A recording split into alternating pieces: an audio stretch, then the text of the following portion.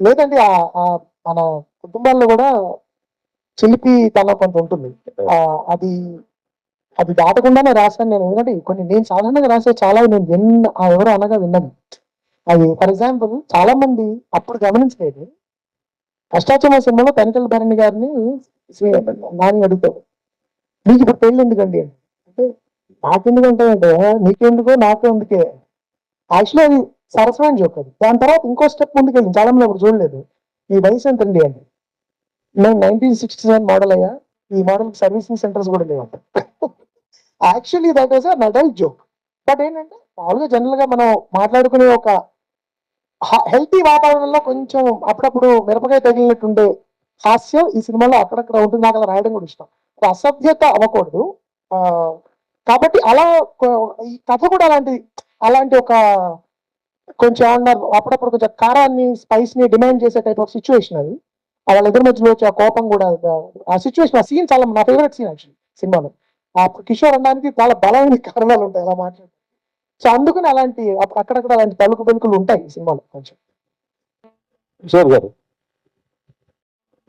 But నిన్న ఒక video చూసా, సోషల్ మీడియాలో కూడా తిరుగుతుంది. ఒక షోకి, ఓటీటీ షోకి మీరు వెళ్ళి ఆహనా పెళ్ళంట అనే క్లాసిక్ సాంగ్ లో మహానటి సావిత్రి గారు చేసిన చాలా క్లీన్ గా చేసిన ఒక పాటను చాలా వల్గర్ గా పోర్ట్రే చేస్తే ఇంద్రగంటి గారు దాన్ని ఎంజాయ్ చేసినట్టే, ఎంకరేజ్ చేసినట్టే ఒక ఫీల్డర్ ఒక మాట మాట్లాడారు. అదంటే మిమ్మల్ని అభిమానించే వాళ్ళకి కొంచెం ఇబ్బందిగానే అనిపించింది. అంటే ఒకటి ఏంటంటే మేము సాధారణంగా అలా షోస్ అతిథుల కింద వెళ్తాము. వెళ్ళినప్పుడు పరిపూర్ణంగా మా అభిప్రాయం వ్యక్తపరిచే స్వేచ్ఛ అక్కడ ఉండదు. అది కూడా వాళ్ళు కష్టపడి చేసినప్పుడు ఎంతో కొంత వాళ్ళని అభినందించాల్సి వస్తుంది. పైగా నేను ఎలా చూస్తానంటే అది అమ్మాయి నిజంగా కష్టపడి చేసింది. ఆ పాట ఆ సందర్భానికి తగిందా కాదా అనేది చర్చనీయాంశం. నా దృష్టిలో దాని గురించి ఖచ్చితంగా డిబేట్ జరగాలి. More people should talk about it. I'm sure already conversation start అయింది దాని మీద. అది జరగడం మంచిదే. కానీ ఒక్కొక్కప్పుడు ఎలా ఉంటుందంటేనండి, మీరు 4-5 కట్స్ మేము నవ్వుతూ ఇలా వేస్తే మేము ఏదో విపరీతంగా ఎంజాయ్ చేస్తున్నట్టు మీకు ఉంటుంది. కానీ అలా ఉండదు. మేము అన్ని మా షాట్లన్నీ ఒకేసారి తీసుకుని వేరే చోటుకు ప్లేస్ చేసేది. సాధారణంగా అదే జరుగుతుంది. కాబట్టి అంతమంది కూడా నేను అనవసరం ఒక ఏదో నవ్వి కర్మగాలి ఇరుక్కున్నా ఒక దానిలో.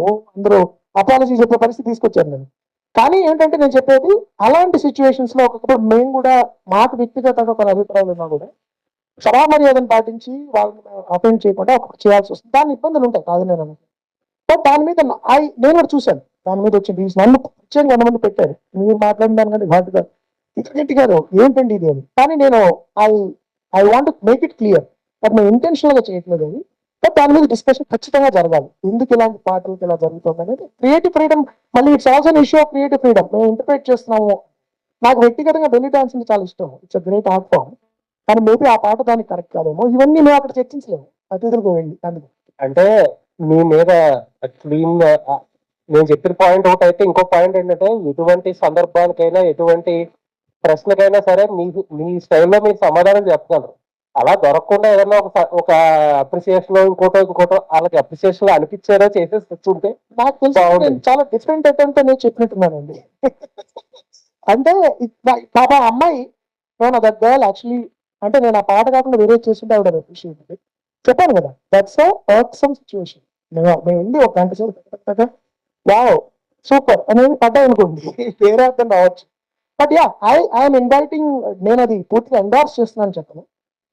నాకు చాలా చాలా చాలా ఇష్టమైన పాట, నాకు చాలా చాలా ఇష్టమైన సన్నివేశం సినిమా అది. బట్ ఇప్పుడు మోడర్న్ టైంలో ఎలా అవుతుందంటేనండి, people are interpreting in their own way. రకరకాల క్రియేటివ్ ఫ్రీడమ్ రకరకాల ఇంటర్ప్రిటేషన్ ఇస్తున్నారు. సో నేను ఒకవేళ మనం దాని గురించి ఏమైనా విమర్శిస్తే మీరు చాలా మంది, సార్ మీరు అప్డేట్ అవ్వాలి సార్, మీరు అప్డేట్ అవ్వట్లేదండి, ఇంకా మీరు తెలుగు భాష అంటారేంటి, ఇంకా మీరు నేను ఎక్కడో కళ్ళు అని ఎవరో సరిగ్గా డబ్బింగ్ చెప్పకపోతే కళ్ళు అన్నారు. కళ్ళు అనేది నాకు పదార్థం ఉందండి, డ్రింక్ అది. కళ్ళు అనాలంటే ఈ రోజులు కూడా పట్టించుకుంటున్నాను సార్, మీరు మరీ చావస్తున్నాను. అలాంటి నేను అప్డేట్ అవ్వట్లేదు నాకు. సో అందుకని ఒకప్పుడు ఇట్స్ బిట్ ఆఫ్ మీరన్నది I agree, it's situation. But at least ఆ కాంటెక్స్ట్ లో మేము వెళ్ళిన అతిథులుగా వెళ్ళిన కాంటెక్స్ట్ లో ఒక హెల్త్ డిబేట్ లాంటి వాటి గురించి జరిగి అలాంటి మళ్ళీ జరగకపోతే I will be the best one to be happy. Krishnaprasad sir, మీరు సమ్మర్కి రావాలి ఇది. ఎందుకంటే ఐ వాంట్, ఇప్పుడు నేను చెప్పే చిన్నప్పుడు మేము సినిమాకి వెళ్ళినప్పుడు విజయవాడలో రిక్షాలు ఎక్కి అందరూ గుంపులుగా, సమ్మర్ అంటే అది మూవీ వాచింగ్ ద సీజన్. అలాంటి ఒక ఎక్స్పీరియన్స్ కావాలి, ఈ సినిమా అందరూ రావాలి, పిల్ల పాపలు అంటే సమ్మర్లో రావాలి అని చేయడం జరిగింది తప్ప మిగతా ప్రొడ్యూసర్ సాధక బాధకాలు ఇప్పుడు అందరికీ ఉన్నాయండి. ఇప్పుడు ఎవరికి లేని పెద్ద పెద్ద ప్రొడ్యూసర్లే మీకు స్టేట్మెంట్లు ఇస్తున్నారు ఎంత సఫర్ అవుతున్నారు వాళ్ళు. అవన్నీ ఉంటాయి, they are part of the occupational hazards అవి. బట్ వాటితో పాటు ప్రధానంగా మేము ఇది మాక్సిమం ఆడియన్స్ దగ్గరికి వెళ్ళాలి, మంచి థియేటర్కల్ డిస్ట్రిబ్యూషన్ రావాలి. ఎందుకంటే కామెడీ యాక్షన్ తర్వాత ప్రేక్షకులు తెలియని వాళ్ళతో కూర్చుని ఎంజాయ్ చేసే సినిమా కామెడీ. అంటే అపరిచితులతో కూడా నవ్వుకుంటూ ఒకరితో ఒకరు చూసుకుంటూ నేను లైక్ చూశాను ఆడియన్స్ని అష్టాచమ్మ అమిత్ మీ టైంలో. ఆ కారణంగానే మేము సమ్మర్లో రావాలని అనుకోవడం జరిగింది. ఇంద్రవర్ష గారు, ఇంద్రగంటి గారు, ఇప్పుడు ఇంతకుముందు